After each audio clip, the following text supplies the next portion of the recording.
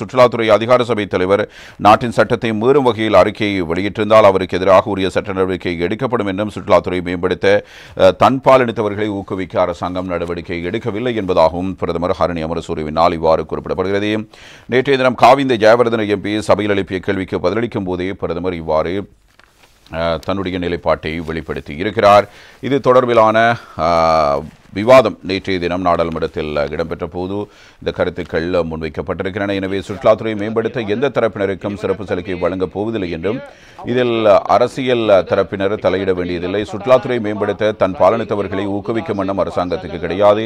இந்த விடயம் தொடர்பில் சுற்றுலாத்துறை அமைச்சர் கடந்த 2ஆம் தேதி நடைபெற்ற சுற்றுலாத்துறை தினத்தின் போது பல விடயங்களை வெளிப்படுத்தி இருக்கிறார். அதுவே அரசாங்கத்தின் கொள்கையாகும். இலங்கையில் தன் பாலனித்தவர்கள் தொடர்பில் 1995ஆம் ஆண்டு 25ஆம் இலக்க தண்டனை சட்டக்கோவை சட்டத்தில் திருத்தம் செய்யப்பட்ட 325 ஆவணா பிரிவில் குறிப்பிடப்படுகிற இந்த விடயம் குறித்து ஜனாதிபதி மகாநாயகத்திற்கிடம் மத தலைவரிடம் எடுத்துரைத்திருக்கிறார். எனவே நாட்டின் கலாச்சாரத்துக்கு முரணான வகையில் சுற்றுலாத்துறையை மேம்படுத்தும் கொள்கை அரசாங்கத்துக்கு கிடையாது. சுற்றுலாத்துறை அதிகார சபை வெளியிட்ட அறிக்கை பற்றி பேசப்படுகிற அந்த அறிக்கையில் ஒரு பகுதியை மாத்திரமே ஒரு தரப்பினர் தமது அரசியலுக்கு பயன்படுத்தினார்கள். அந்த அறிக்கையின் இறுதி பந்தி இந்த விடயம் தொடர்பில் சுற்றுலாத்துறை அமைச்சருக்கும் அரசாங்கத்துக்கும் குறிப்பிட வேண்டும் என்று தெரிவிக்கப்படுகிறது. அரசாங்கத்துடன் கலந்துரையாடியதன் பின்னர் சுற்றுலாத்துறை அதிகார சபை இந்த அறிக்கையை வெளியிடவில்லை. இந்த விடயம் குறித்து சுற்றுலாத்துறை அமைச்சர் சுற்றுலாத்துறை அதிகார சபையின் தலைவருடன் கலந்துரையாடி அரசாங்கத்தின் கொள்கையை எடுத்துரைத்திருக்கிறார். உணர்வுபூர்வமான விடயத்தை அரசியலுக்காக பயன்படுத்தும் போது ஒரு தரப்பினர் பாதிக்கப்படுவார்கள் என்பதையும் நினைவில் வைத்துக் கொள்ள வேண்டும் என்பதாக இவ்வாறு பிரதமர் கூறியிருக்கிறார்.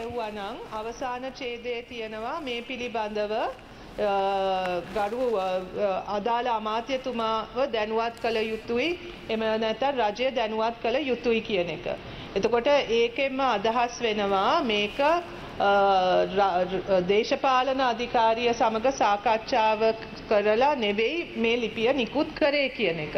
ඉතින් ඒ නිසා මේ ඒ පිළිබඳව අදාළ අමාත්‍යවරයා ඒ සභාපතිතුමා එක්ක කතා කරලා රජයේ ස්ථාවරය මොකද්ද දේශපාලන අධිකාරියේ ස්ථාවරය මොකක්ද කියන එක ගැන අපි එතුමාට අවවාද දීලා උපදෙස් දීලා තියෙන්නේ.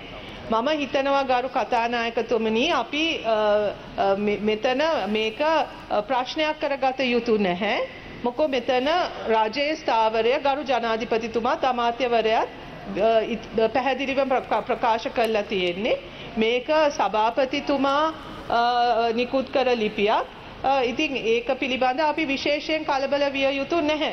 ඒ වගේම ගරු කතානායකතුමනි අපි මේ සංවේදී ප්‍රශ්න ගැන කතා කරනකොට ඒවා දේශපාලන වාසි සඳහා කතා නොකළ යුතුයි කියන එකත් අපි මතක තියාගන්න ඕනේ. මොකද මේ ප්‍රකාශ වලින් හානි වෙන ප්‍රජාවකුත් ඉන්නවා. ඒ නිසා ඒවා ඒ පිළිබඳවත් සංවේදීතාවය තියාගෙන අපි සියලු දෙනාටම අපේ